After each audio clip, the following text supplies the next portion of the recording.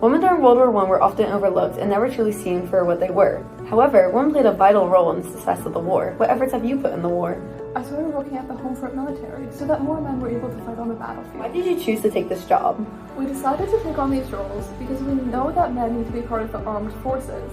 Their absences should not impact the industry back home, so we signed up to work these jobs. How'd you get this job? I saw a poster for a company that was assigning women to jobs. They are careful not to masculinize the country because we need to support the country while still knowing our place. The company offers training to put women in positions in the medical and mechanical fields.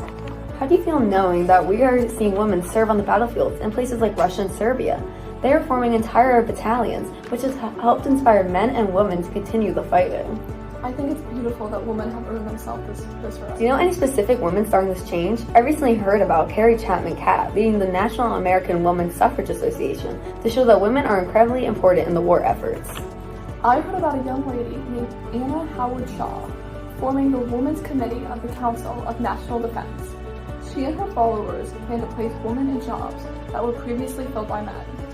The jobs that they were placed in align with their training and abilities. I think that newspaper editors and journalists, like myself, are very important to the war efforts and to giving women the right to vote. We spread information about the work that women are doing for the war for many people to see.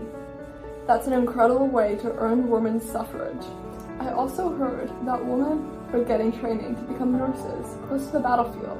They earned training from the American Red Cross, then went to work in the U.S. Army Nurse Corps and Navy Nurse Corps. One of these women is Sophie Graham. She earned training in the medical field and then became one of the first anesthesists to be sent to France by America. She later went to become president of California's Association of Nurse Anesthesists after the war had ended.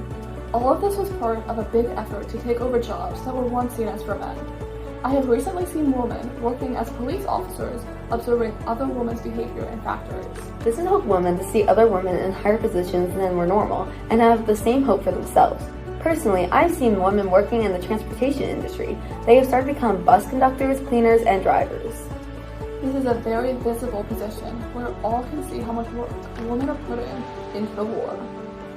Their efforts have become very clear, which we see as the number of women working in transportation industries has gone from 9,000 to 50,000. Another way women have become visible is through the creation of the Women's Army Auxiliary Corps. In France, it was proven that men are still doing many jobs that women could be doing. This organization places women in these positions. There are also positions that are still seen as for men, but women are pushing into. Over 100,000 women have entered the armed forces in Britain, which is a significantly bigger number than in America. When do women start to enter into men's positions? They started entering after all men of working age were drafted. I know this helped women to be seen as an important part of society for the first time, instead of being hidden in their homes. How did this help women? It was amazing for women to no longer follow the code of domesticity. It helped them to earn suffrage because if women could be a valuable part of society, then they could also vote for what happens in the society. Outside of seeing women as someone's wife, they were beginning to be seen as a part of the military. They started working as hello girls, who answered phone calls to the U.S. Army Signal Corps. They also worked in the military as nurses after they got their training from the American Red Cross and the Salvation Army. They were placed close to the front lines to treat soldiers injured in the war.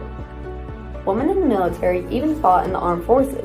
In Britain, entire platoons were made up of women. They mainly served in the Navy, all of which helped them to prove their place in society. When did the fight for women's suffrage begin? It started up to 70 years before the war began. It continued throughout the war, and most countries gave women of its society the right to vote around the end of the war. Women of Canada earned the right to vote in 1917. Women of Britain, Germany, and Poland earned the right to vote in 1918. Austria and the Netherlands gave the right to vote in 1919. Lastly, America gave women the right to vote in 1920. Overall, the efforts that women put into the war is what earned them the right to vote. Women filled the places of working-age men who had been drafted so America could keep up with other countries involved in the war. They worked in the locomotive, agricultural, producing, and even military industries. This work was not able to be continued after the war since men came back to take their jobs. The efforts that women put into the war changed the mind of President Wilson, who was against women's suffrage at the beginning of the war.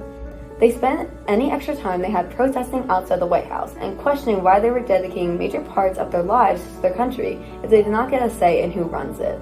They told the president that there was no way he could feel bad for Germans who did not have the right to vote if his own citizens did not have this very right. Before the World War ended, President Wilson decided that it was finally time for women to get this right. However, it took over a year for women to actually get this right, and over a decade for women of color to get this right. The First World War was a vital part in proving that women were an important part of society and deserved to be seen as such.